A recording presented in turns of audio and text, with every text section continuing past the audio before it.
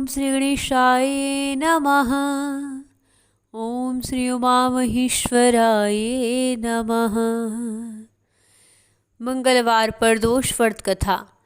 सूत जी बोले, अब मैं मंगल त्रयोदशी प्रदोष व्रत का विधि विधान कहता हूँ। मंगलवार का दिन व्याधियों का नाशक है। इस व्रत में एक समय व्रती को गेहूं और गुड़ का भोजन करना चाहिए। देव प्रतिमा पर लाल रंग का फूल चढ़ाना और श्वम लाल वस्त्र धारण करने चाहिए। इस व्रत के करने से मनुष्य के सभी पाप व रोग नष्ट हो जाते हैं।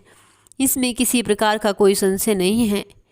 अब मैं आपको उस बुढ़िया की कथा सुनाता हूँ जिसने इस व्रत को करके मोक्ष को प्राप्त किया।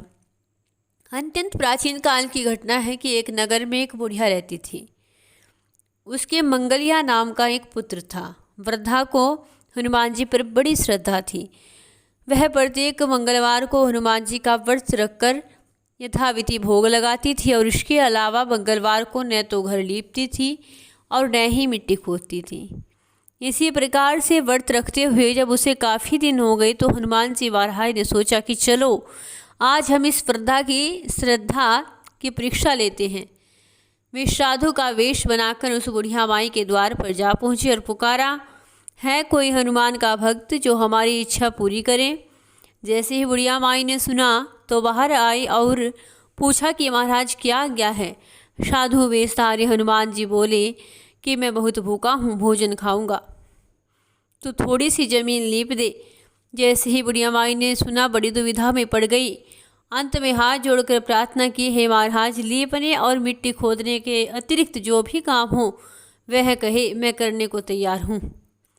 साधु ने 3 बार प्रतीक्षा कराने के बाद कहा, तू अपने बेटे को बुला, मैं उसे ओधा लिटाकर उसकी पीठ पर आग जलाकर भोजन बनाऊंगा। अब बुढ़िया माई ने सुना तो उसके पैरों तले जमीन खिसक गई, मगर वह वचन हार चुकी थी। उसने मंगलिया को पुकार कर साधु महाराज के हवाले कर दिया, मगर साधु ऐसे ही मानने वाले न थे। उन्होंने वृद्धा के हाथों से ही मंगलिया को ओधा लिटवाया और उसकी पीठ पर अग्नि जलाई। अब आग जलाकर के दुखी मन से बुढ़िया माई अपने घर के अंदर जा घुसी। साधु जब भोजन बना चुके तो उसने बुढ़िया माई को बुलाकर कहा कि वह मंगलिया को पुकारे ताकि वह भी आकर के भोग लगा ले। अब बुढ़िया माई की आंखों में आंसू भर आए और कहने लगी कि अब उसका नाम लेकर मेरे हृदय को और न दुखाओ। लेकिन साधु महाराज न माने तो बुढ़िया माई को भोजन के लिए मंगलिया को पुकारना पड़ा और पुकारने की देर थी कि मंगलिया बाहर से हंसता हुआ घर में दौड़ा आया। मंगलिया को जीता जागता देख करके बुढ़िया माई को बड़ा ही आश्चर्य हुआ और सुखद भी था।